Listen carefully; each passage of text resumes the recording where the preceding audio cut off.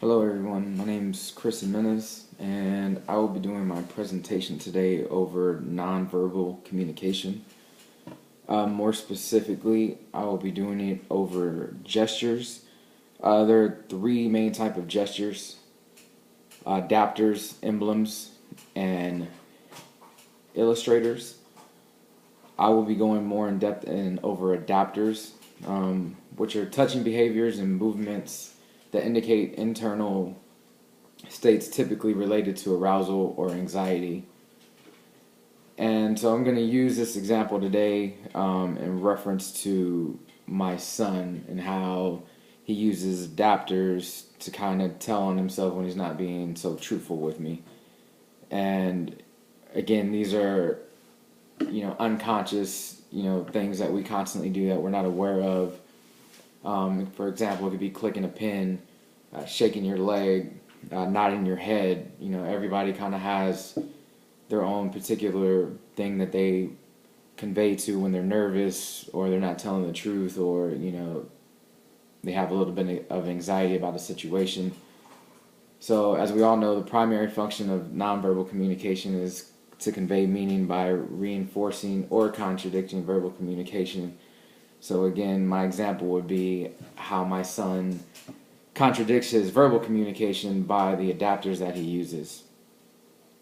So for instance, if he's in trouble for something he's done in school, which doesn't happen often, but if, he's telling me his story, the first thing he always does is he begins to shake his legs.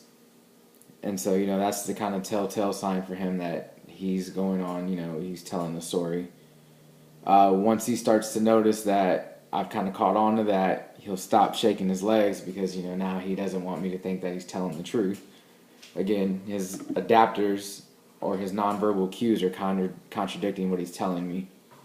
The next thing he does is he'll start to grab the end of his jeans right around his knees and he'll kind of crunch them up in his hands.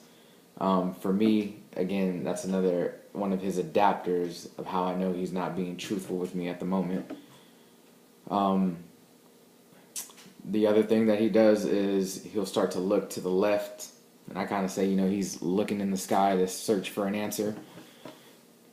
That's another one of his adapters that I notice. Again, we all have them.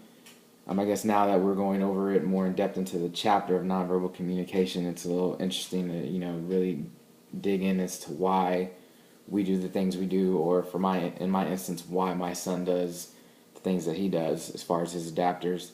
And again, this can happen to us in personal or professional life. Quite often at work, I have employees who, they have telltale signs of when they're not being truthful with me.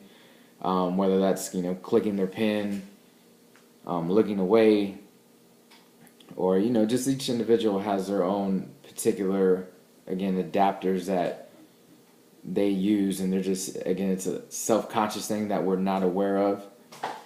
Another thing that my son does that is definitely his telltale when he's, I guess I like to call it, super nervous, he starts to pop his fingers. So, that is his last thing he resorts to, is he clicks his fingers, he pops them, and he pops them over and over. And again, that's kind of him telling on himself. So that is my example of how adapters and nonverbal communication are used in my personal life and what I see on not a daily basis, but again, an example of what has happened to me. And this can happen to you, professional or personal life, or even in passing with somebody you've just met. We all have adapters and things that we do, again, not only when we're anxious but when we're also aroused. So that is my example on adapters. Thank you.